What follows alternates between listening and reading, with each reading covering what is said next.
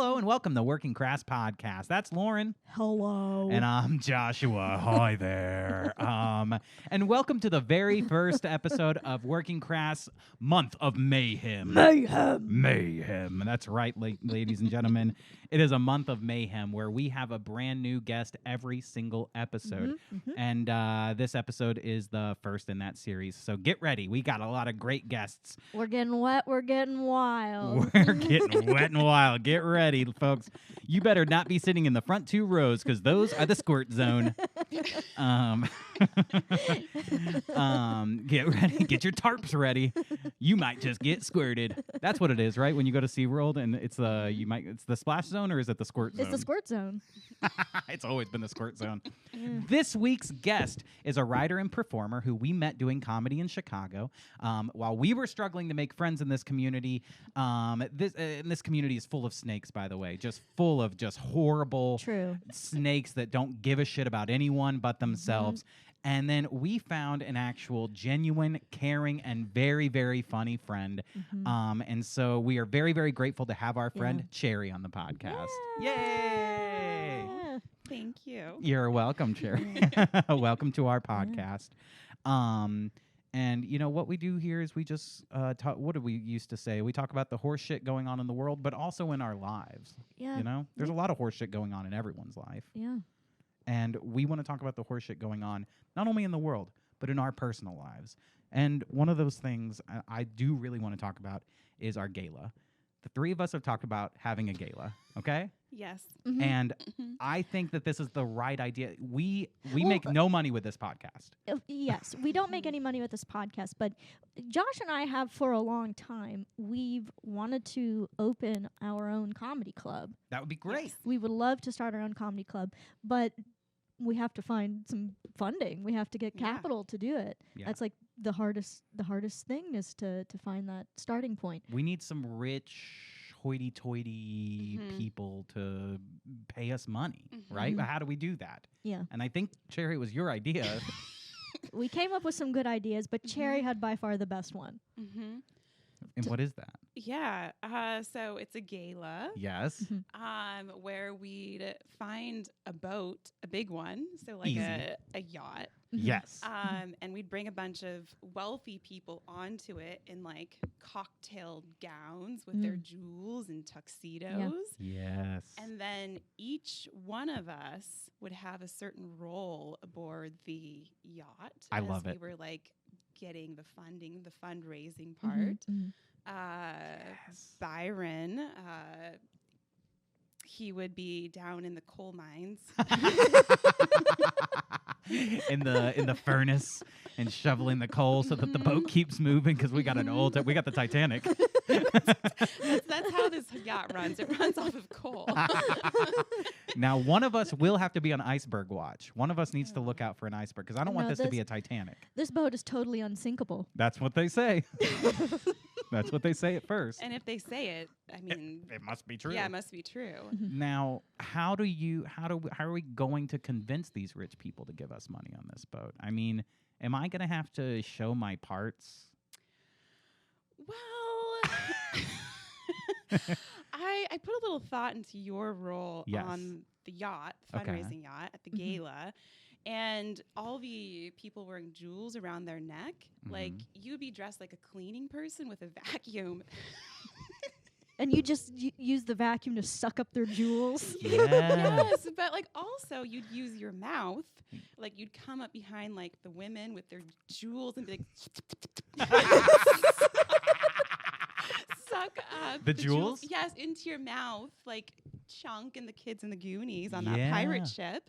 Oh, that would be you. Yeah. And we don't give them back, right? We're going to pawn the jewels.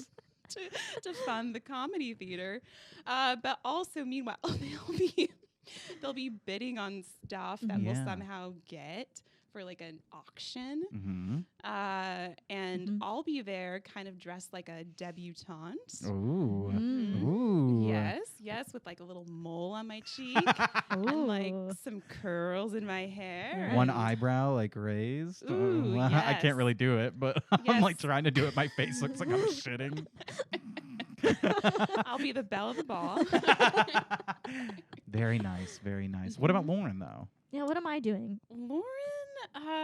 Lauren will be the MC. She's the classiest one of us all. Yeah, that's true. We can put you in a little tuxedo. Yes. Can I have a Dali mustache? Wait. Every time I'm like, hey, let's put her in a little skimpy skirt, she goes, no. But then we go tuxedo, and she goes, yes, let's do that. Why? Why exactly? Why does my wife only want to dress as a man? Excellent question, Lauren. I want to know. I know. I want to know, too. Do you like dressing as a man? Yes, I do. I actually find menswear to be really comfortable. I mean, it's true. It is comfortable. I also think it really flatters my body. Mm-hmm. I do. That's what I do. I mean, you always look flattering. Thank you. Mm-hmm. But, you know, clothes built for a woman's body might flatter your body a little more. I just think I can really pull off a Salvador Dali mustache. I see myself in it. I think I would look very charming, very whimsical. Ever since I was born, I've identified as having a tiny Salvador Dali mustache. I've identified as Salvador Dali himself. Okay, I could see it. I love the style of like a Charlie Chaplin-esque character. Yes. Yeah. But I don't want a Charlie Chaplin-esque mustache. Ooh, no.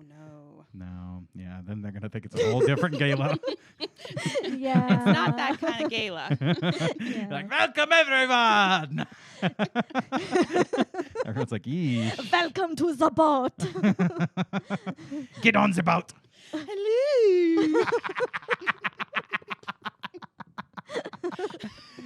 Come aboard. What were we talking about recently? Where we're like, and then Cherry will say hello, and you just did the Mrs. Doubtfire. Well, I think I said something like, "Can you do like a Southern belle, like a hello, gentlemen?" Hello. I love it. Hello. That's great. Well, I hope we make a lot of money. I think we could. We have the potential to make a lot of money. Mm-hmm. Where do we find the rich people, though? How do we get them on the boat? Because rich people aren't, like, easy to convince, right? We get a bunch of fishing poles. We put dollar bills on the end, and we lure them onto the boat. Yeah, that's exactly. Okay, maybe not dollar bills, because they're like, that's chump change.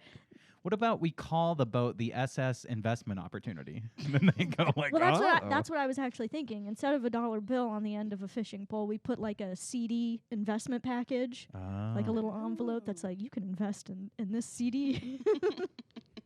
As long as you let them know that it's for the aughts. Oh, and you yeah. say it like that. The odds. It's for the odds. It's for the arts. This is for the arts. Yeah, they'll come right along. Now, yeah. Just look at my art. This is how it starts, Cherry. And then they don't like my art. You look at my art. You will like my art. Hello. You're like crying. What have I started? I want to go home. Oh man. Well, you know, and I'm willing to sell my body on the boat if it gets us money. Mm-hmm. You know, Yeah. I'm the one that's like, I'm okay. Just do whatever you want with me. Just tie Yeah. me up to the bed and just use me. Do whatever. I have no shame. Yeah.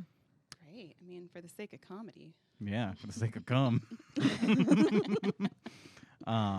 Well, I hope that works out, and I hope that we make a lot of money because we would like to start a comedy theater, and the podcast is not profitable. I'll tell you that right now.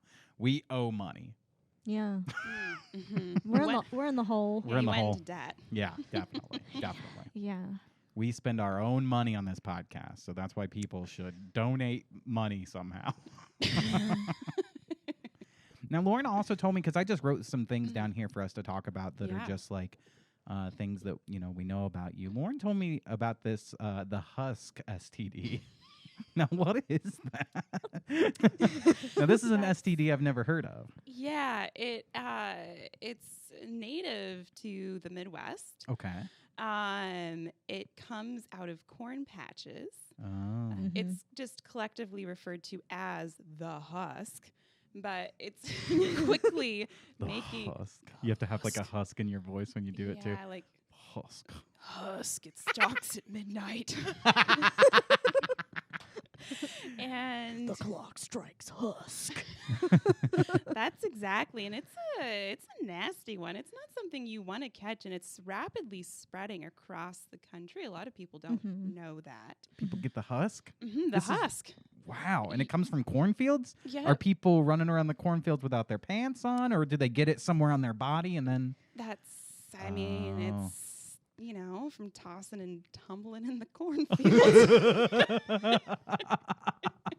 Wow. I wonder if that's common though. I mean, is that a mean- place to get it on in the cornfields?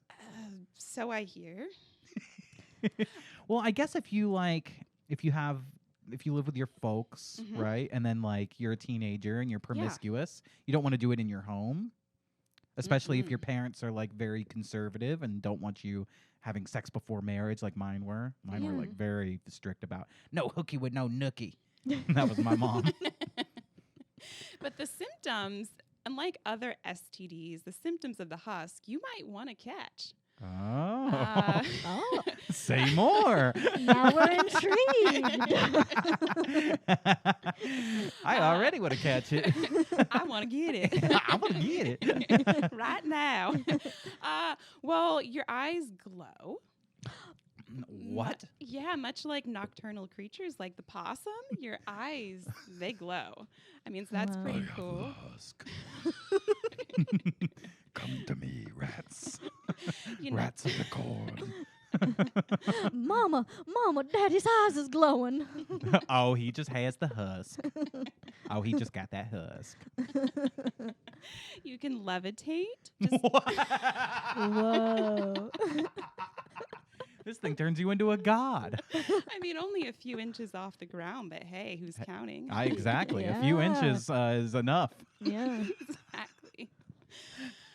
And you never have to worry about dry mouth again because you just drool incessantly. Oh, Wow. Your glowing eyes and you have drool coming out of your mouth and you're floating. Sounds like an exorcism. Yeah, it is a little. It's demonic in nature, is what it feels like. And yet very sexual. And yet so hot. It's demonic, sure, but it gets you off. That's for sure. Like hell. It'll Now- get you off like hell. Now, does it do anything to your junk? Because most STDs like do something to your junk. What might happen is you get Just your voice of hesitation before. Like, I don't know if I should share this. This might be. I mean, it's cool and it's not cool. Mhm. So you start to get these like pustules, Ooh. but then they pop and your pants fill up with popcorn. So if it's a movie date night, it's just like and then like your date can just reach in and grab out a handful. Wow. I've always wanted, every time we've gone to a Popcorn movie. pants? Well, Popcorn pants. I've just wanted to reach into your pants and pull out a bunch of popcorn. But you have to provide the butter. Hey, Jerry, trust me, that's not going to be a problem. Great. And that's because we have 4 sticks of butter in our freezer right now, and they're all from you, That is true. from butter carving. Perfect. How did you come up with that? Was really fun, actually. I was like, butter carving, this is going to be a mess, but that was fun. Have you done butter carving before? So I'd never done it before, Yeah. but if it's confession time, We need to know. I watched a movie and it had Jennifer Garner in it. And she was carving butter in it. Yeah. Oh. And I didn't know that carving butter was an actual thing. I mean, I didn't really look it up afterwards, but I'm assuming because it's in a movie, that means it's real. Like, Definitely. Yes. it's a documentary, you know? Mhm. And so I just really wanted to do it. I felt like I'd missed out, you know, on something. Yeah, You know? Yeah. definitely. I mean, now, what did she make? What did she sculpt in the movie?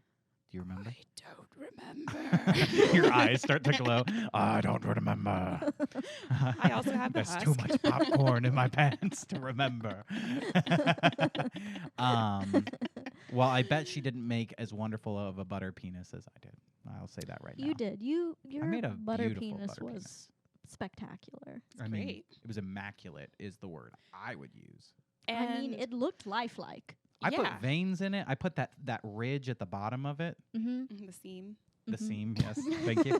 Thank you. I do want to be anatomically correct. The seam of the penis was there. The seam was present. Mm-hmm. And it's interesting because the one rule of the butter carving contest was no dicks. And I don't exactly- remember that rule. That's exactly what you carved. But I knew someone would do it and break the rules, and that's what I loved about it. You're pushing the envelope. That rule must have went in and out my ears because I did not hear that. as soon as the butter was placed in front of me, I said, "I'm making a dick." A true visionary. Yeah. I just think it's a boy thing, you know. You get something where you can make something. As soon as you get Play-Doh, I think as soon as you play with Play-Doh at like 2 years old as a boy, the first thing you're doing is like, let's make that dick. And they're like, "Is it a snake?" No. No, that was a really fun idea. Speaking of snakes, you don't like birds or snakes, is that right? Yeah, birds and snakes. Why? What keeps you from? And I don't really like birds either. And you know what? Fuck snakes as well. But why? Is there traumatic history with They're them? the evilest of animals. Snakes are evil. Snakes, I mean, yeah, Garden of Eden. You know, Satan's favorite pet, but birds, they're active aggressors. Yeah. I agree. Yeah. I agree with this. Like yeah. geese. Haven't you been Mhm. attacked by geese? Yes, and they're vicious. Yeah. Vicious, Yeah. They are vicious. They run after you as a small child, and they go for your butt cheeks when you're not looking. And That soft It's- tissue. I still think about it. I dream about these geese chasing me, and it's very traumatic. That's exactly. And the childhood trauma that started with the birds specifically. Mm-hmm. Mhm. There was a $5 rooster left over at the last day of the county fair growing up. Yeah. And it kind of, the way that, it kind of looked like it had devil horns on top of its head. Mhm. And so my dad bought it. He thought it was funny. He gave it to my grandparents. I'm a kid. I'm getting off the school bus. Yeah. That thing started to chase me, and the front door was locked. So then, like, I had to run around to the back door, and I made it in just in time. Yeah. And it was like pecking at the glass. And I told the adults, nobody believed me. So Yeah. fast forward, my great uncle comes over who's Mhm. elderly, the same $5 rooster from the county fair named Fred, chases him. He trips. His arm ends up in a splint because he's elderly and he can't make it to safety in This time. is a devil bird. That was the Yeah. devil. Yes. That was the straight up devil. Yes. So I just so many stories like that. They just don't know when they're going to attack. Did I Mhm. ever tell you about I had a pet snake for a while? Yeah. Briefly, yes. Yeah. Yeah. I had But you should tell the people, because this is something people need to know about you. well, do. I think I have brought it up on the podcast before, but I did, and it was for a girlfriend. She really wanted to go to the reptile convention because she had one of those bearded dragons, and she like loved reptiles and snakes or whatever. And like I held a bunch of snakes while I was there because they were like, oh, they're not going to hurt you at all, and they didn't. They were fine. They just kind of slither around and like go tight around your arm or whatever. And I ended up getting one because I was like, well, I like this girl, and I think she would be very impressed if I had a snake. So, and then we broke up like 2 months later, and I was like stuck with this damn snake, and I said, hey, can you take the snake? And she's like, I'd love to take the snake. And I was like, thank God. So that snake is gone. His name was Walter. I only knew him for 2 months. Walter. That doesn't sound like a snake name. I like to give my animals old people names. Walter, our cats are Glenn and Esther. They are like old elderly people names. I don't know why. I don't know why I like that. I just like the thought of like some old man is in my animal. Reincarnate. Yeah. But that's you just like the idea of living with elderly people? Yeah, definitely. No. Yeah. That's why I married you. When we were moving to Chicago and we were looking for apartments, Lauren found, she's like, I found the perfect place. I found the perfect place. It's got everything. It's got everything. It was a retirement home. It's an old folks home. I didn't. She's like, but they have shuffleboard. I was like, but they get served Jello at 12 noon. I mean, they have an emergency call box to the front desk anytime you need it. They have on-site nurses. Isn't this great? I mean, that sounds like life. It does. It's don't get me wrong, but we weren't allowed in because we're not old people. Yeah, you were the one who pointed out to me, like it said in the small print at the bottom, like must be 65 or older to apply.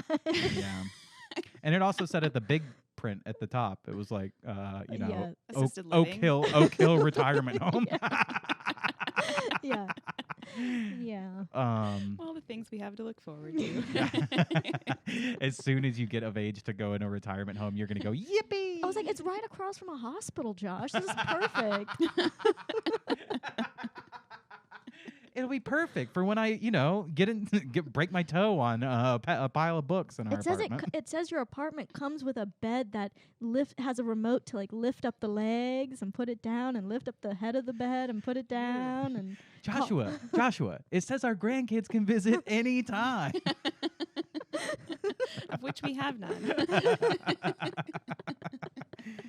Oh boy. But Walter the snake. Back to Walter the snake. Walter. He spent the whole time in his like little not a terrarium. I don't know what you call it. It's like it looks like an aquarium basically. Snake tank. It's snake tank. That's what it was called. He spent the whole time in their snake tank. No, but the whole time he'd be trying to lift the lid and get out. He's like pushing his head up against the lid. I had to put like textbooks on top so that he wouldn't push the lid off and get out of the cage constantly. And then when I would take him out and like hold him, he would leave my arm, go across the room and go to my front door and just try to get out the front door like all day. And like I was told that if you hold it, you're the warm thing in the apartment, it'll want to be around you. His whole life was escape, escape, escape, escape. Oh, man. And I was like, I just felt bad keeping it. I was like, I feel like you want out. So I'm glad that, he's with a bitch now. No, I'm just joking. She was fine. You want your prisoners to like being trapped. Yeah. You want them to develop Stockholm syndrome so they, grow to love you and respect you and hopefully his new owner doesn't cheat on him with another snake that she works with at Starbucks as well. I mean, she was known for doing that, so anyway. No, I don't think I would ever have a snake again though. It was a lot of work. And you have to go get a rat to feed it, like a little mouse. Well, at the Oak Hills Retirement Home, they didn't allow snakes or rats or birds. I mean, wisely so. I mean, our elders, they know a lot. They have a lot of wisdom to share, so. Yeah, they also don't they don't allow any really hard candy that break your teeth. No jawbreakers. No butterscotch. Yeah. And absolutely no fooling around. Oh. You can't be fooling around in here. It's an old folks home. Get out of here. I bet though the old folks homes, they fuck like rabbits, don't you think? I've heard that too. I think it would explain all the puddles of Lubriderm. I guess I've never been to an old folks home, so I wouldn't know about all the puddles of Lubriderm. And I totally thought you were going to say puddles of cum. I mean, one of the first outbreaks of the Husk was in an assisted living facility. And My grandpa just started levitating from the ground. His eyes were glowing and he was drooling. It's like, Grandpa, are you okay? And he said, Dominus erectus.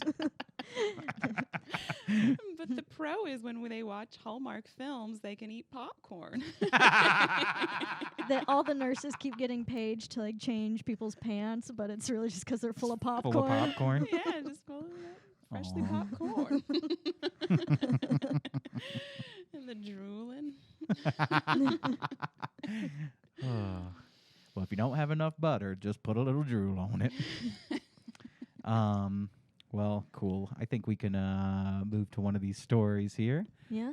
Yeah. So Which one do you want to talk about first? we have quite a few stories here. I think I'd like to start with this one though. Yeah. I've been reading about, or I've heard about this show too. This story is from The Guardian. It says, naked education pearl clutchers, you're wrong. Britain's teens need to see more real bodies. A generation has been left to learn about bodies from pornography. Thank goodness for Channel 4's nudity-adjacent programming. So there's this British television show where they teach kids about the naked body by having adults walk in and take off all of their clothes in front of the children. Because, listen, these kids are learning about bodies from pornography. They need to learn about bodies from me and my naked body. It's basically the argument here, right? We found a bunch of flashers, and we hired them for a program. Wait, how do they decide which adult is a safe adult to come into the room? Whichever adult wants to get naked in front of those kids the most. Oh. Is this real? This is There's real. a hole in Real. my leg. No, This is a real show. I wonder if they have like the trailer. And this lady is going to or argue why your children need to see some adult junk. Okay, let's hear it. whatever. She says Channel 4's Naked Education has, with tedious predictability, attracted almost 1,000 Ofcom complaints at the time of writing. The format sees adults with a range of body types disrobing in front of an audience of 14 to 16-year-olds. Now, okay, I didn't know it was 14 to 16-year-olds.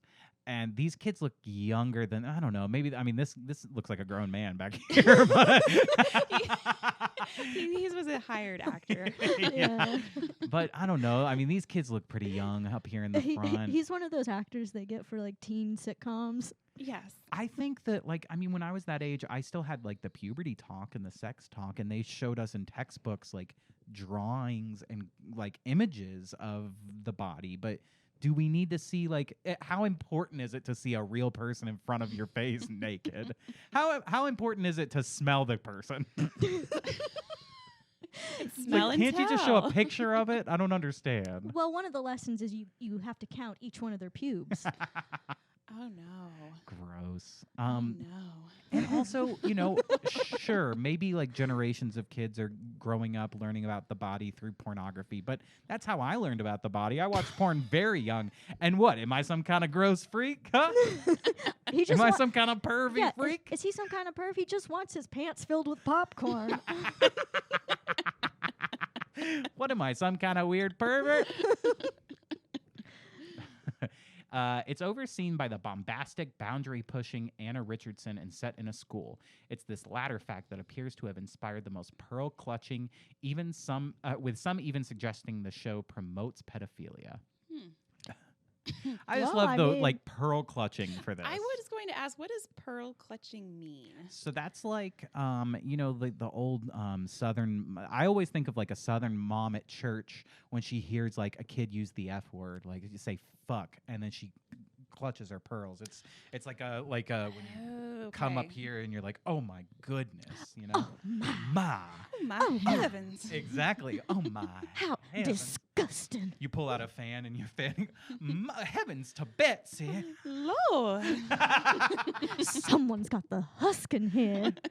But now, when people use pearl clutching, they usually mean it for people who are slightly on the left, who are offended by lots of different types of language, or talking about anything that goes against. Well, really, for right or left, just people who get offended by something. Right. Okay. Right. Okay. But it changes what side it's often used for all the time. It's like Oh, yeah. it's like a way of saying like, oh, you're offended, you're pearl clutching. It's like a kind of like I You're don't being know. overly sensitive. Yeah. You're being Okay. a prude about something. Yeah, I'm just Okay. getting naked around children. Why are you clutching those pearls, huh? Why are you so Yeah. offended? Okay. I just wanted to make sure I was understanding the Yeah. the language of the article. Yeah. No, it's important to understand the vernacular of these pedophiles. British culture has a messed up relationship with nudity. For decades, breasts appeared on the third page of one of our best-selling newspapers, at the same time as mothers using their breasts for their primary purpose in public, i.e. to feed babies, were branded offensive. Okay, but these breasts aren't being used to feed babies. They're just being shoved in a teenager's face. Right, and you're saying that like it was bad that breasts appeared on the third page of best-selling newspapers, but it's good to feed babies. Like, what about just like you need to be all or nothing? I guess I don't know, right? Like, I don't understand the argument for like, oh, it's okay to show kids naked people. It's not okay to show kids naked people if it's in a magazine. It is okay to show kids naked people if they're breastfeeding babies. It's like all of these arbitrary lines are being drawn. And I don't like it doesn't build your argument to be a strong argument, right? Yeah. Yeah. A lot of arbitrary lines being drawn, but it still doesn't get to the root of the issue that you're just having a bunch of adults disrobe in front of children Yes. and they're not really learning anything. Right. Like, is there a way to accomplish that learning without having an adult get naked in front of these kids? Like, I can learn that there are different types of bodies out there without having a man swing his schwanz right in front of my eyes. Yeah. You know what I mean? Man, Yeah. I'm just in shock. Yeah. That is, I am speechless. Yeah. I am jealous of these kids. I wish when I was this age, all I wanted to see was a naked body. That was like, all I can find is them online. I want to see it in real life. You'd be the one always volunteering to participate in this class. Oh, can I? You let them do it. Can I show? Can I show it? I don't even like it. It was a while before I saw like a naked like body part in person. That was like that was like my biggest goal. I was like, I want to see it. It was your wedding night. Yes. Yes. Yeah, sure. No, this is a weird story, but in high school, in my freshman year in high school, there was a weird thing with girls in high school where I looked like Michael Cera, like I was very like, I don't know, like I looked very innocent, and I think people had fun trying to corrupt me, but I Ooh. wasn't like innocent. Like I don't know, I was very crass, and like I probably was watching a bunch of movies and things online that I should not have been watching. You had already been corrupted like the state of Illinois. Exactly. Oh yeah. Yeah. Well, I was birthed from the hips of Lori Lightfoot herself. So, no, but She got some strong childbearing hips. yeah. That's what I was thinking. I came out of Lori Lightfoot. I birthed into the world, and I said, "Hey, you want to attend a gala? I got a great money-making opportunity for you." Yeah. And you came out and you said, "My mom has the biggest swinging dick in all of Chicago." But no, so I had a lot of like friends, guy and girl, that would try to corrupt me, like thinking that I was very, very innocent. And this one girl in my AP history class, my freshman I think you've told year, me this before. my freshman year of high school, AP history, she goes, "You ever seen a pussy before?" And I go, "No." And she goes, "Look," and pulls her shorts to the side and shows me. And I'll never forget. I went, "That's so cool."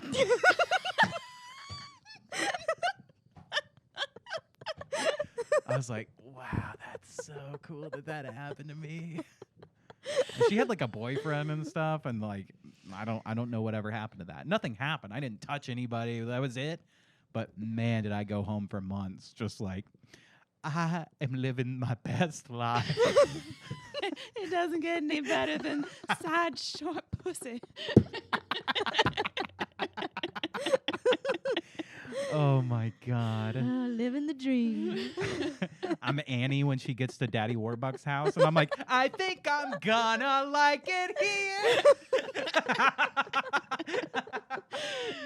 Oh. Anyway, back to the adult show. It's good. So that's enough about teens showing each other their private parts. Here's back to adults showing their private parts to children. To children. To teens. It's the age part, That's the weird part. The minors. That's correct. Yeah, it's a little strange. A little. It's almost as though nakedness is accepted in the mainstream if it's specifically for titillation, but in any other context, we turn into buttoned-up Victorian prudes. Okay, in general, except for talking about kids, I do agree with this statement. Is that we will. Nudity is like a big thing for titillation. I mean, you could see half-naked women on billboards wherever you go. Like, or as a kid, you walk by Victoria's Secret and you'll see half-naked women constantly. But in context of just a naked person, it's like that's not something that really exists. You like just assume like seeing a nude model for like a drawing class. Absolutely, absolutely. But the problem is that most people do like sexualize that immediately. I mean, I'm sure that there's a big problem in art classes and sketch classes where the nude model gets harassed by guys after the class. Not like harassed aggressively or anything, but like, hey, can I get your number? You're really cute today. Like light harassment. Exactly. But like, what, you think you take your clothes off in front of like a group of guys, and after the class there's not at least one or two creepy guys? It's like, hey, you're really cute. Like, I feel like that probably happens a lot. Yeah, I was thinking about those nude art classes the other day. This moment's a bit of a mind meld. What college do you go to that you get to take those? Oh, I actually know of a class in Chicago, very close to where Lauren lived, that does it because one of my friends at work. It was called My Apartment. Sorry. And I had people over. They would draw me. I say, paint me like one of your French girls. No, there's this art studio, and outside there is a sculpture of like a naked lady, like a small sculpture of a naked lady and two men kind of poking and prodding at her. It's very weird sculpture. It is an interesting sculpture. They're like amazed at the naked woman standing there. One of them is like poking up at her belly button. Yeah. Like, what is this? Oh, naked woman. But anyway, they're an art school, and they do. You can literally for free show up and watch the woman disrobe and paint her and draw her. And I learned about this from a guy at work who's really trying to get into art. And he goes, check out my art. And I'm at work, at my workplace, and just starts showing me titties, just like naked lady at work. And I don't know how to react. I'm partially, I mean, he did pretty good art. So I was kind of like, that's really good, like great job. But also, I don't know, if I drew a bunch of naked women, that work wouldn't be the first place I go show my art to, right? Yeah. Can I ask a question? No, I'm just joking. Yes, of course. What kind of titties were they? Were they tasteful? Were they big? Were they itty bitty titty committee? They were tasteful. They were just average. They weren't like, she hadn't had. Well, it was only a sketch, so I didn't get to see her. So maybe he wasn't very flattering. Maybe she was big and bodacious, and he toned it down for his drawing. Censored his naked sketches. But they just had a big black bar in front of them so you couldn't see. No, it looked very like like a painting of a nude woman or whatever, like just like a very natural, pretty woman, I guess. He just whipped it out and put it on you. He did. He was like, check this out, because he knows I draw too and like draw cartoons and stuff. So he's like, how does this look? And then he starts telling me all. He's like, it's awesome. She goes up there and she takes her clothes off. And he's like, you should sign up sometime. I did tell him I would, and I never did.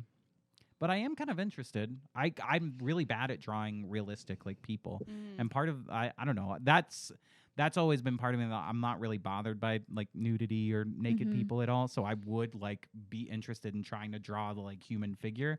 But I don't. I kind of agree that's like in society we probably like sexualize that pretty quickly, and I get it. Because I do too. No, just joking. Yeah. Yeah, no, I agree with that. I just don't agree that to teach people not to sexualize naked bodies, exposing yourself to teenagers. Agreed. Yeah. It just, the logic does not hold up to me. It's the wanting to show the kids your naked body that's weird, right? Mm-hmm. Mm-hmm. Mm-hmm. This would be 100% fixed. Okay, this would work You have a solution. if the adults showing their naked bodies did it without consent and did not want to show those kids their naked bodies. Does that fix it? Someone like pops a bag over their head and like binds their hands with a zip tie and then like kicks them into the classroom and then like whips it off and it's like we kidnap 12 adults And we force them to get naked in front of 12 kids. and we've threatened them with waterboarding. And they go, quick, kids, look, that's what the naked body looks like. Learn it, memorize it. And they're just like crying. They're just like, where am I? I think I fixed it. Yeah, no, I think you did. You solved the problem for this show. Also, it would make the show more exciting. Exactly. It Because would I add want to an get into element. the kidnap story. I want to get into like Yeah. how are we gonna find the right naked people to kidnap. I mean they're adults, so I don't know what the word for kidnapping abductions. This is going into the spooky territory. I think we got a new show on our But hands. for the sake of the education. Yeah. Ugh. Now here's a great idea for our gala. Yeah. Okay. Okay. Because we need to get people on this boat. Mm-hmm. Everyone's going to want to get on the boat if they think that there's naked models on the boat, right? Oh, Yeah. So we have to bring unfortunately we have to bring a lot of British kids on the boat. Okay, you bring the British kids, the naked adults just show up. Okay. That's what I'm learning here. So instead of investment packages on the end of our fishing poles, we're gonna lure them in with British children tied to the end of our fishing poles. We're like, follow Get a the bunch of British naked folks. child. Now, if anyone asks questions, this But is all they're- Cherry's idea.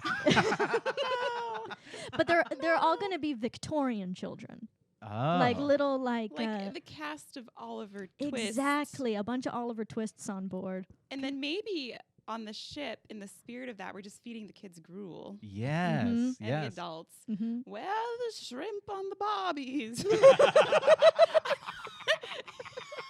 That was I don't know if that was quite Oliver Twist, but that's okay. I was some thinking more slimy the porridge. I want more. Please, sir, I want another boomerang. Another? There's a kangaroo with like a little bow tie, and he has like a silver platter, and he's like serving cocktails that evening. This is is- all become well, Australian. It's transcontinental. Good day, good sir. Would you like to see my didgeridoo? This man came in to teach us about the body, and he showed us all his didgeridoo. He tickled my didgeridoo. Oh, That's a didgeridoo. he had so much popcorn popping around his didgeridoo. I really couldn't even see it because of all the popcorn. We have Jerry Because crying. And this is the part where the undercover fuzz pops out. It's a sting operation. Oh, I thought you meant they were like just hairy down there. The undercover fuzz pops. I don't know why I said police like that. Oh. Oh, But man. yes, getting naked and exposing yourself in front of children. It's wrong. Wrong. Wrong. Yeah, we should That's- probably clarify Let's just clarify. on our podcast that we We're haven't not- made any money. We're not for that. We should clarify. Getting naked in front of children is not Bad. good. Try Bad. not to do it. So, actually, this reaps in another question that just Yes. came to mind. Mhm. There's people putting on this show that are getting paid money. Oh, well, probably a lot too. Yeah. Yeah. Yeah. They had to pitch this show to a network, and the network had to say, They okayed it. Yes. Yeah. The network said, that's hot. Well, the network said, mixing in sex with kids, that's really in right now. We'll do it. Yeah. Oh, Yeah, I believe that. They're like, can we get all of the kids to transition to a different gender? And they're like, no, we probably can't do Well, that. after they see these naked bodies, they might. If anyone watching can't see my mouth, it's in disgust. For those just listening to the audio, Cherry's face is getting more and more disgusted by the minute. She's sinking down in her chair trying to escape. But they've locked me in. I think I'm going to be one of their first inductees. I can't tell if she's grossed out by these adults showing naked bodies to the kids or if it's because the undercover fuzz has popped out of my pants. Undercover Fuzz. That should just be a sitcom. Undercover Fuzz. Undercover fuzz. Oh, man. Anyway, she says, we're often encouraged to think of the children during conversations about censorship. Indeed, much of the backlash to naked education revolves around the claim it sexualizes children. But the young people in naked education are teenagers approaching or at the age of consent. Approaching or at the age of consent. I thought the age of consent was 18, but maybe I've had it wrong all this time. I think it's 17 in certain states, and even it depends across the U.S. because certain states have lower ages of consent than others. Because some of them states like to get it on younger, if you know what I mean. But then there's also this is all in Britain, so I don't know. It might be 16, somewhere between 16 to 18 in Britain. For some reason, the taste this is putting in my mouth is like watching Charlie and the Chocolate Factory, the original one, with the 4 elderly people all hanging out in the bed together, and you just get a gross, gross vibe. Yeah. We've got Grandpa Joe, Grandma Josephine. Yeah. Charlie, come a little closer and show us your chocolate. How would you like to get Dutch ovened in that bed? I don't know what that means. And we'll keep it that way. No, that's where you fart under the covers and then you hold somebody under it. I would never do anything like that because that's disgusting. But those old people in Charlie and the Chocolate Factory, they probably would have done it. If you're 4 old people in one bed and you've been there for years, you gotta do decades. Yeah, you gotta do something to spice things up. Yeah, you got to let out the gas when it shows up. And they were eating all that cabbage soup. Oh yeah. Yeah. That whole house probably stank. The whole house was dank. Charlie was so excited to go to the chocolate factory, for fresh air. Yeah, for fresh air, exactly. It wasn't about the candy being a kid. It was just like, wow, it smells like chocolate and not old people farts here. But you know what? Because he's been in that environment for so long, Charlie's whole his clothes, his body, his hair, everything probably smelled like fart. It's saturated. Yeah. So all the other people, all the Oompa Loompas are just like, there's like a fart smell lingering in our building. That does explain why Willy Wonka then, he's like, you lose, you stink. You get nothing, you smell bad. That's why when they drink the fizzy lifting juice and they touch the ceiling, he's like, we're going to have to wash that now. You dirty boy. You're filthy, Charlie. Filthy, nasty. That's a sketch idea for all the 3 of us. We're gonna remake Charlie and the Chocolate Factory, but he is a filthy, dirty, nasty boy. This was crazy to say. The young people in naked education are teenagers approaching or at the age of consent. That is such a imagine being on To Catch a Predator and he's like, take a seat, and he's like, you were talking to a 13-year-old, and he's like, yeah, but that's approaching the age of consent. It's like, doesn't matter, it's not the age of consent. It doesn't matter if you're approaching. That's so weird to use as a reason. Anyway, statistically, 4 in 5 young people in the UK have watched pornography by the time they reach 16 to 17. Most pornographic, that's on I'm sorry, Again, but that's on the parents too, right? I would say so. So what is that? Yeah. Just because they've watched that they shouldn't be watching that, but just because they can access that doesn't mean you then need to supply them nude adults. Yeah. Yeah. Here's the countermeasure. Yeah. Most kids have played Call of Duty, so we need to give them guns. Yeah. I mean, most kids by 16, 17 have done drugs. So we're actually just going to film a show where we have a bunch of adults give them 8 balls and watch them do them live on television. Right. Most kids Bath salts. Yeah. Like, most pornographic content depicts hairless, very slender yet pneumatic women pretending to derive enjoyment from being throttled by an improbably muscular man with an even more belief-suspending penis size. This is what many of them think intimacy looks like. I have to go to the bathroom for a minute. I also have to go to the bathroom for a minute. Lauren, it's all you. I'm like, I gotta get rid of some of this splooge. Anyway. Oh, I actually just meant to go pee. No, I mean, look, this is what many of them think intimacy looks like. Hot women fucking hot guys. Good. I'm sorry. You know what this means, though, right? That means that this show is all, let's show kids ugly, obese people naked, right? That's what they're saying here. They're saying most pornographic content depicts these hairless, slender, pneumatic women, and they're being throttled by a muscular man bodies with a big come in penis. all shapes and sizes, just like families come in all shapes and sizes. Yeah, and some of those sizes are right and some are wrong. Just joking. No. Some of those bodies are hot and some of them are not. that's the name of our next show that we're going to produce. Hot or not. No, I mean, okay, that's clearly not right. You know, kids. The belief suspending, that's another term where I had to think for a moment. What does that mean? Yeah, no, it's like the penis is so big that you actually can't believe it's that big. Yeah. You can't believe someone would have a hog that size. You're like, is that CGI? Are they faking that dong? It's like the Titanic, and it really does sink. Have you ever seen in pornography a penis that is so big that you couldn't believe it? Have either of you ever seen that? I haven't. I'll tell you right now, I have not.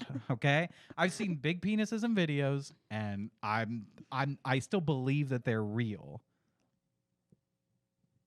I believe that every penis that I've ever seen is not real. Yeah. I don't believe they exist. When you show when Lauren that's the safest assumption to work from. When Lauren sees nudity on TV, she goes bwah, bwah, bwah, and does not want anything to do with it. Oy. It's like turning it off. Josh, look away. Yeah, and I'm I like, do, ee. I do sometimes when we watching something, if there is a nude scene, I go, oh, bwah, bwah, bwah, don't watch that. And I'm like, I've seen so much worse. His eyes are just glowing around from the husk. I'm like, I'm already popping popcorn, baby. Pop it, pop, pop. Alongside this, they hear commentators declaring that the bodies on Naked Attraction, another show within Richardson's oeuvre, are somehow gross, distasteful, and inappropriate. The message for your average person then is your body is disgusting. No one wants to see it. Imagine the damage that can do when you're grappling with puberty, hormones, and the general confusion that characterizes adolescence. You go first, Lauren. I'm just gonna say this. Mm-hmm. Why can't these teenagers just discover what people's real bodies look like just in their own lives in at their the own time? Exactly, in their own time. You know, just it happens organically. Yes. It's not Safe. this manufactured Consensual. scenario. Exactly. Consent being very, very key piece of that. Like, whatever happened to people just like experiencing life and learning things for themselves? At their own pace. and Yeah, however it works everybody's for them. different. Yeah. Also, I don't look at a really, really hot supermodel and then look at my own body in the mirror and go, gee, Cherry, you're a fucking disgusting hog. But maybe because of the show, I should be. Maybe because of the show. Yeah. That's funny.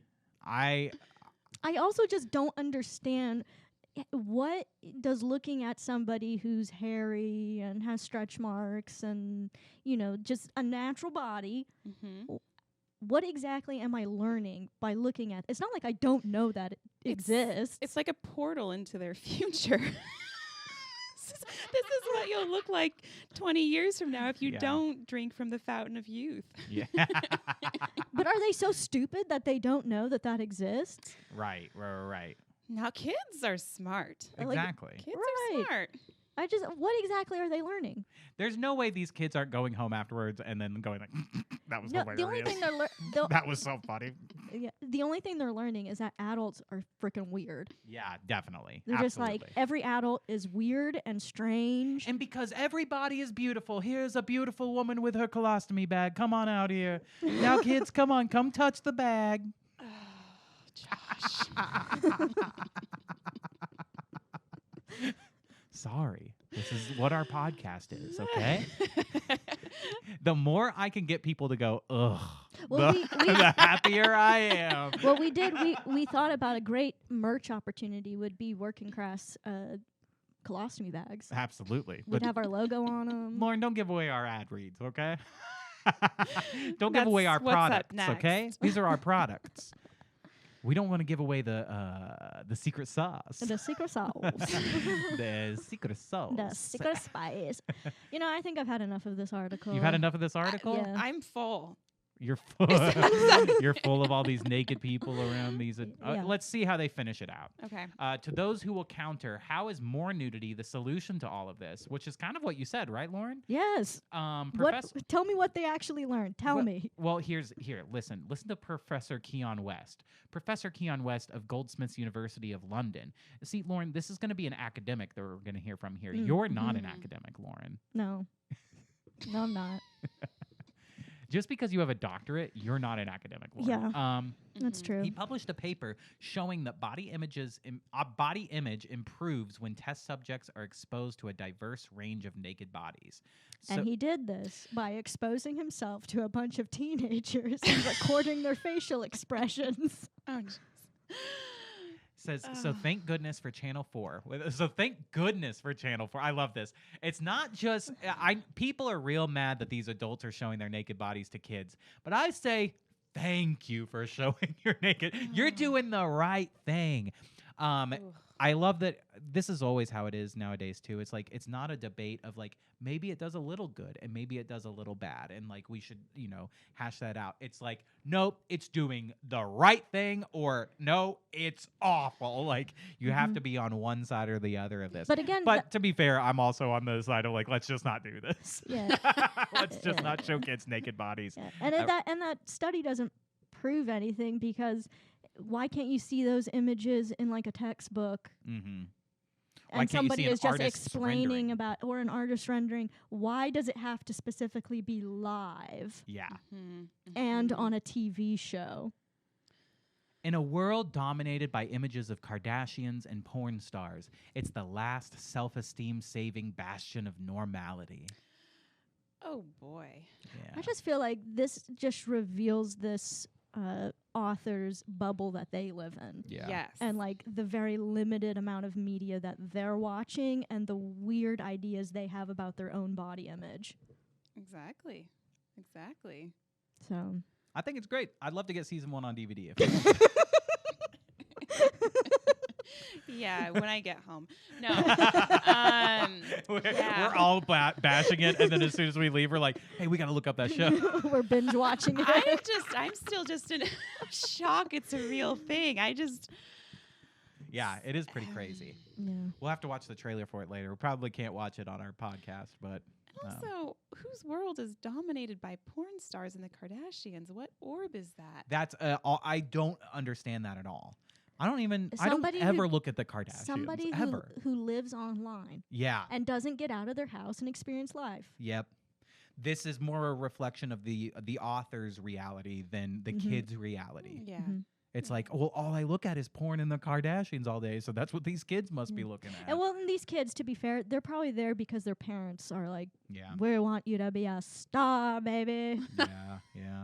This is your acting debut. You're going to be the next Kim Kardashian, sweetheart. When they disrobe, you smile wide, baby. Oh, no. These poor kiddos. Yep. Good luck to them. Good luck. I just liked reading books and, normal kid things at that age. Yeah. Not being exposed to by adults. You didn't want to be flashed by a stranger? No. I did so bad. All I wanted, please. You just went up to people in the park and were like, please, show me. Yeah. They're like, get away from me, kid. Me and my friends at this age, me and my guy friends, we would have been like, dude, hell yeah, high five. This is awesome. I love this class. I love this show. even if they were showing us the most disgusting bodies that God ever made, we would still be like, hell yeah, bring the next one, baby. Let's see them. You're popping a little soda pop. Eating popcorn out of my pants. You caught the Husk early. I caught it from these adults coming in my classroom with their clothes off. See, that's the real harm here. Is getting Kids could get STDs. the Husk. Yeah. How do you know that in the hallways of the school they're not like rubbing against each other on accident? You accidentally rub against this naked adult. Also, now that I think about this means that there's like naked adults at a school. Just like period, that sounds wrong, right? Mm-hmm. An adult should never be naked at a school. No. Unless it's in like a private stall and they're changing their clothes because they spilled chocolate milk on it or something. Yeah, I was gonna say chocolate pudding, chocolate milk. Yeah. But other than that, it's like, and they shouldn't even be fully naked. Yeah, and then they're in the bathroom that's been designated for the adults. Yes, exactly. And the door should be locked. And if you hear anyone come in, you should go, someone's in here, do not come in. I got chocolate pudding all over my shirt. I just need a minute. Oh, man. Yeah.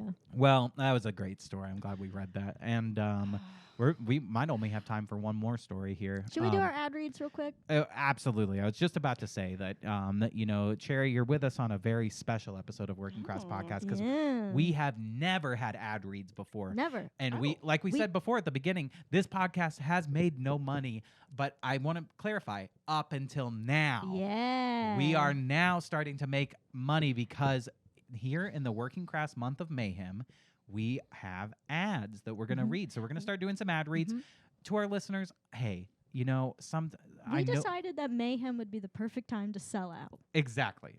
And it's time for us to sell out. Really? If you're one of our listeners and you're like, God damn it, I hate when my favorite podcast starts to do ad reads. Listen, hear us out because I think we got some pretty good products that you guys can use at home, okay? Yeah. We're very selective about who we work with for ads. Absolutely. We're not just going to work with Postmates or, what are like BetterHelp. BetterHelp.com or Blue Chew. Yeah. Although if any of them want to reach out and pay us money, we're happy to do that. We'd be happy to do that. But these are the products that we have chosen to work with. And we've got 2 of them today. We do have 2 of them today. Folks, I'm very excited to tell you about this fantastic product. Do you own an iPhone factory? If you're one of our listeners and you own an iPhone factory anywhere in the world, and your workers just keep jumping out the window trying to kill themselves, listen. I understand. It's a problem. It's a problem across the world. We all know. Suicidnets.com. That's suicidnets.com. SUICIDENETS.com. They've got you covered with their state-of-the-art suicide nets, perfect for any sweatshop. They can fit it specifically to your sweatshop. If your sweatshop is a little bigger, a little more obese, if your sweatshop's body is not as normal as other bodies, we can fit these suicide nets. These are real suicide nets. Yeah, these aren't your pornographic, fake, Kardashian suicide nets. Yeah, these suicide nets aren't meant to titillate, okay? These are the real deal. These are real suicide nets. They're made of great material that will not rip, will not budge. As a matter of fact, It has high elasticity. it's high elasticity. These nets are made of a comfortable, high elasticity rope that, believe it or not, they've done the science. They've done the work. These are the first in the world, and this is groundbreaking, the first suicide nets in the whole world that they have scientifically designed to bounce your worker right back to where they are supposed to be working and get back to work. Yep. If they try to commit suicide and jump out the window, your iPhone worker is going to go right back to their workstation and get back to work. You're going to waste no time with these suicide nets. Cherry, do you own an iPhone factory? I don't. If you did, would this be a product that you might be interested in? Sure. I mean, it kind of just reminded me of like the circus, the nets that catch the performers. There Well, you go. it's made with the same technology in mind. Absolutely. This, believe it or not, if you work at a circus and you have an elephant that wants to kill itself by jumping out of a window, Because this is a thing that happens quite often at circuses. Elephants, they go up on the high top and on the rope. And they try to, and they'll just jump off the rope because they're sick of being there. These nets will bounce it right back up on that rope. Elephants. That's crazy. Elephants. Wow. That's a really strong material. Folks, you don't want to miss out on suicidenets.com. That is suicidenets.com. Yeah. If you use the promo code WorkingCrass, you will get a net that's you'll be allowed to double net. Okay, let's Yeah. just say that 2 for the price of 1. Yeah, get 2 nets. 2 nets. You're only going to need one of them because they work so well. But just in case you got an employee that jumps with scissors or something, tries to cut themselves out, they're falling into another net. Okay. Because when you have a sweatshop, productivity is really important. And Working Crass podcast, productivity is important to us too. So Absolutely. that's why we've really endorsed this product. And we know you're going to love it. Use We that know you're gonna promo code love it. Working Crass, and you're going to get those double nets. And also, I think you're going to get 50% off or something like that. So that's pretty cool. Yeah. Wow. It's pretty cool. Yeah. But that's not it, folks. We do have another ad read here. Now, we were talking about animals earlier. If you got an old horse, have you ever seen just an old horse that's struggling? It's like, barely breathing. It's scraping its little hooves along. It's been ridden too much. Yeah. Rode Yeah. too much. I don't know how you say Oh, it. Both. yeah, It's both. It's Ridden and had rode. many a cowboy and cowgirl on it. Hey, I know the feeling. And we know a lot of our listeners have old horses. A lot of our listeners are farmers. They're horse people. They're horse people. Horse girls, horse boys. If you got an old horse that you just can't take care of anymore, go ahead and send them over to Fruiter Glue Company. That's right.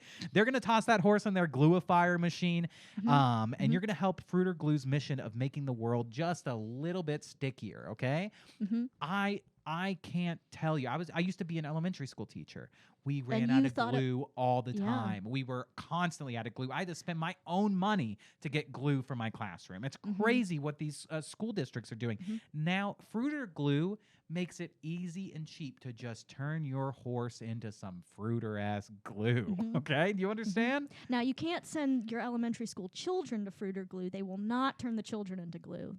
Please. They make that very clear. Horses only, no children. They actually wanted us to say in this ad read, please stop sending children. Yeah. There's a lot of people have been sending children to be turned into glue. Look, there's a long line of children sitting outside the doors of the Fruiter Glue factory, and it's time to stop. This isn't like your way to discipline your child, okay? Fruiter Glue is sick and tired of having to take your kids and then send them back. They've actually invested in suicide nets so that they could just bounce your kid back on over to your house. And we know that some parents are putting those horse masks on their children and sending them outside Fruiter Glue. Yeah. Fruiter Glue is not fooled by a horse mask, people. They know the difference between a real horse and a small child. Fruiter Glue is a company with integrity, and that's all I want to say about that, okay? Use the promo code. I'm sorry, we're new at ad reads. Promo code CRASS. You're going to get 25% off your horse. What color is horse glue? Just random plug? Have you ever seen like a jar of cum, just semen? Not yet.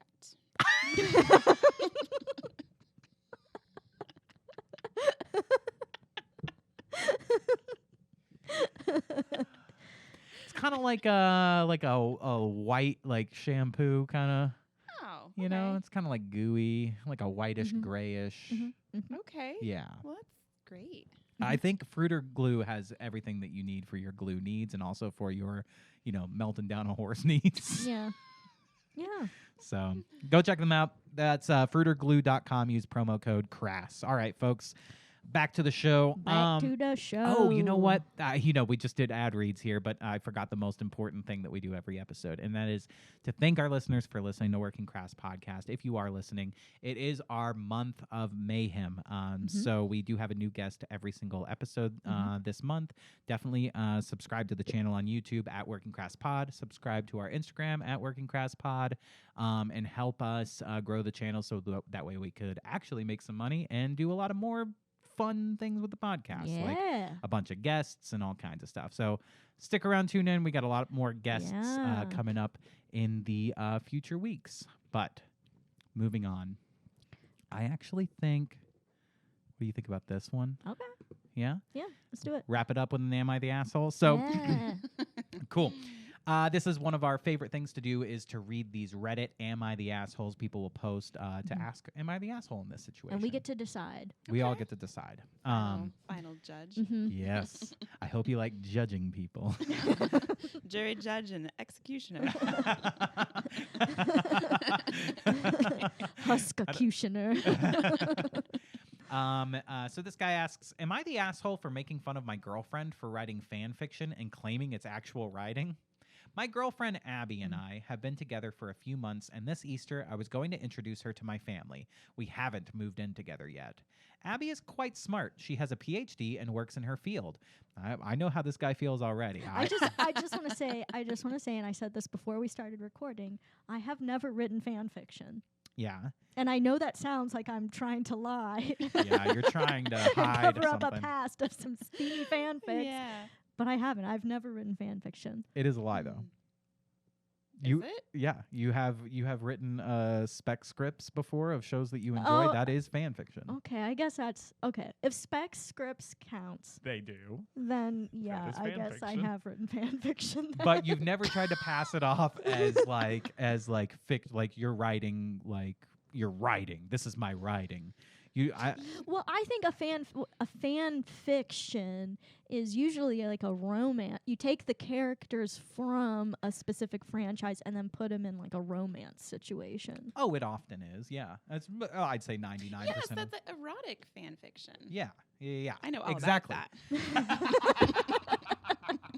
Cherry, have you ever written fan fiction? Not to my knowledge, although it sounds like the rules stretched a little when they included spec scripts. That's true. That's true. I stretch those rules out a little bit. Now, it sounds like you have read erotic fan fiction, though. Not read, listened to. Oh! Now, that sounds like an erotic experience. Yeah, years ago, I went to Portland had a comedy festival, and I went and I listened to this erotic fan fiction readings, and it just opened my eyes. And the thing is, I almost brought my mom that night, and afterwards, I was like, oh God. What was it fan fiction for? All sorts of things. Like one was like a Beetlejuice fan fiction, and when he came, it was just maggots. I mean, there's some pretty gnarly stuff. Wow. And then, like, for part of it, they got suggestions from the audience, and the comedians had like a set amount of time that they had to write the fan fiction and then like whip back out, and like some was pre-planned. Like, so that was my first exposure to the different kinds of fan fiction. Lauren, have you ever read fan fiction? No. Really? But now I'm thinking I need to. Yeah, I mean. The idea of Beetlejuice coming and maggots crawling out. Is it maggots? Do maggots crawl? Or they just wriggle? They kind of just wiggle. Yeah. I mean, I don't know. There's something in my mind that I'm like, I need to read this. Mm-hmm. I mean, it's very weird. Yeah, whenever I have an open wound, I go straight for my jar of maggots. No, I haven't really read fan fiction. That we do a clip every episode. That'll be our clip how we advertise this. Every time I have an open wound, I reach for my jar of maggots. I mean, jar of cum? No, jar of maggots? Yes. I love. So, Abby is quite smart. She has a PhD and works in her field. I only have a BA. What is that? Bachelor of Arts. Bachelor of Arts. So you can imagine. That's how stupid I am. And guess what? I have a Bachelor of Arts. So you can imagine my surprise when hot and smart women wanted to date me. Anyway, I digress. I love that. So you can imagine my surprise when these hot babes all just rushed all over me. Anyway, I digress. Abby's passion is writing, although she's never allowed me to read anything she wrote. She dreams of writing a book and says she's practicing and trying to draft things. One day, I was staying over and fell asleep, and she went into her office to write. When I woke up, I peered over her shoulder, and she was writing, and I saw names that sounded familiar. I asked her about this, and sure enough, she admitted to writing fan fiction. Apparently, she already wrote 100,000 fan fiction. I guess that's how that's the plural of fan fiction. And is working on her third one. Holy Wait. schmoly. What? 100,000 fan fictions? What does that mean? But I'm confused, and it says, and is working on her third one. So, not her working on her 101,000. So I'm guessing she's already written 100,000 words of fan fiction and is working on her third one. She says it's writing practice, and she loves it. I told her it's cringy, and if she was serious about her book, she'd write it by now because she's pretty much already wrote 2 books, if only they weren't fan fiction. She got silent and told me to leave her alone. Oh, shit. When I introduced her to my family, I mentioned that she has a PhD. My brother and sister got impressed and asked about it. Abby tried to tell them, but I interjected and told them not to be so impressed because she wastes her time writing silly fan fiction. So I don't know how she even got her doctorate. It was meant to be that's so mean. It was meant to be a joke, but Abby was angry. Of course she was. No, she was pleased. She called me an asshole. She wouldn't talk to me for the rest of the day and asked me to drive her home. I tried to come in, but she told me she wanted to be alone and write her fan fiction. I told her she was childish, but left anyway. I haven't heard back from her since then, and I told my sister, and my sister agreed with Abby. I tried to call Abby, but she texted me with asshole and nothing else. My sister thinks I owe Abby an apology, but I don't think I did anything wrong, and yet Abby is annoyed. Was I really the asshole here? Well, let's go one at a time here. Cherry, since you're our guest, we'll let you go first. Is this guy the asshole in this situation? I mean, he's at least a dick. Yeah. I mean, I'm just like looking at this. Oh, God. Yeah. Maggots probably crawl out of this guy's dick. Maggots crawl out of this guy's dick because they're so disgusted from him. Definitely. They're like, I got to get out of this gross dick. The maggots are like, this isn't a great environment for us. Oh, man. Yeah. Well, I totally agree. Because his soul is dead inside, so that doesn't make sense. They'd be crawling back towards the soul. I don't know. No, it's just like, I understand. Okay, he says she dreams of writing a book, and there's a way to be, and I could be bad at this sometimes. There's a way to be encouraging without being mean, right? It's like there's a way to like encourage somebody to do their best and to like work on their book without like belittling what they are doing or like, making them feel bad for what they are doing. And that's what he's doing here. He's just like, why don't you work on your book? Because this is just crappy fan fiction. Like, but it makes her happy. Like, and it seems to be something that like, look, she hasn't written a lot of her book, and she's written over 100,000 words of fan fiction, and has written 2, and is writing a 3rd one. Obviously, and there's something. Had time to get a PhD in between. Exactly. There's obviously something about writing fan fiction that ignites the motivation inside of her to get things done. I think like when you're reading books, right? If you're reading like a really, really good book, part of it is like sometimes you'll get stuck on a book and you don't end up finishing it because it's just not that interesting. It doesn't like interest you. The books that you finish quickly are the ones that like grab you from the beginning, right? Yeah. It's like clearly the writing that grabs her from the beginning is the fan fiction, and there's nothing wrong with that. If she says that it's giving her writing practice and she enjoys it, then what's so wrong with that, and why belittle her? And then that's one thing. So that's like, yes, he's the asshole. But then you go introduce her to your family, and then you say like, don't be impressed by that PhD. This bitch just writes fan fiction. That's all fake shit. That's where he like went, you're right, from asshole to just dick. Like that was awful. That's crazy. But the part that, just one little plug. Yeah. It doesn't make him not an asshole, but the plug where like, all this is going on, and then she was like, "Leave me alone. I want to write my fan fiction." That's the best defense. Yeah. That there's a sliver of something there that I feel like maybe needs to be unpacked. Yeah, maybe he's not giving us the full story here. I just think he's an asshole for not using this as an excuse to turn this into a steamy fan fiction. I was waiting for this to be like this dramatic, like they fought and then they had sex, angry, and then they like forgave each other. So much fan fiction is like people making two male characters gay who are not gay in the series. And that needed to happen in this. I was waiting for it. My brother and sister were so impressed that she had a PhD that they all started taking off their clothes. I told them, don't take off your clothes. She doesn't have a PhD. She just writes dumbass fan fiction. Nothing to get naked about. It's not like there's a bunch of 13-year-old British kids in here. There's no reason to take your clothes off.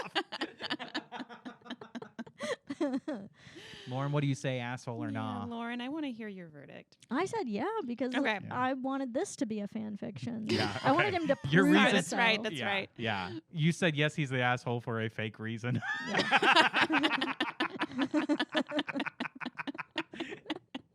Fair. Makes sense to me. Yeah. Yeah, I mean, if you have the power to condemn them.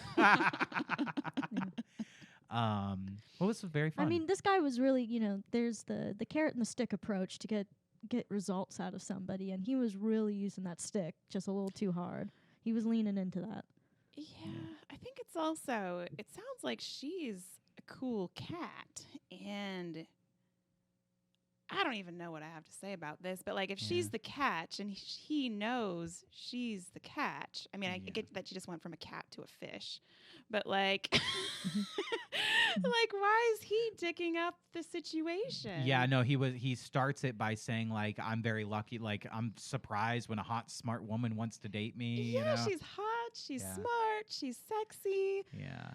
Oh my. But she just writes this garbage fan fiction. All she writes about all day is about Jim and Dwight from The Office butt fucking. That's the other thing. We actually need to know what the fan fiction is. That's like the wild card is like we don't know what kind of fan fiction. It's Pinky and the Brain fan fiction. Ren and Stimpy. You know, I might be on his side if that's what it is. If it is Pinky and the Brain fan fiction, then you do have to be like, yeah, she has a PhD, but there's something going on with her. Oh man. And Brain is always like, Pinky's, what are we gonna do tonight, Brain? The same thing we do every night, Pinky. Try to fuck each other in the ass. You know, I don't know if I watched that one. I didn't know that's what happens in it. Oh man. Sounds like I missed out. Oh man. I was trying to think of a parody of the theme song, but I can't because I'm not a fan fiction writer. It was just like Pinky and the Brain. Maybe I did watch Pinky it. and the Brain. Yeah. Pinky and the Brain. Yeah. One is a genius and the other has a giant dick. Yeah. I was trying to find one that rhymed, but you just went for it anyway. I told you I'm not musically inclined. Oh man. One Who is says a it? genius and the other has the husk. They float in the air, their eyes glowing glare. The laboratory mice whose genes have all been spliced. They're pinky and the holes.